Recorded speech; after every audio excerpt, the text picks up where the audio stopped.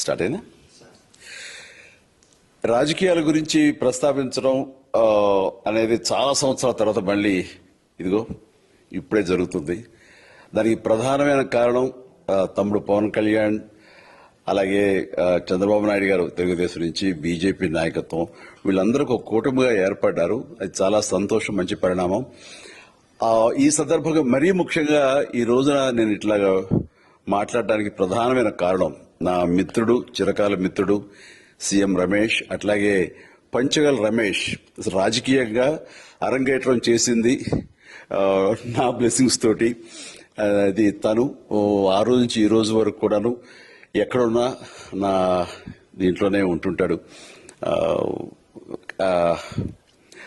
అలాంటి Panchagal Ramesh and CM Ramesh గారు వీరు నాకు కావలసిన వాళ్ళు ఇద్దరు కూడాను అనకాపల్లి కాన్స్టిట్యున్సీ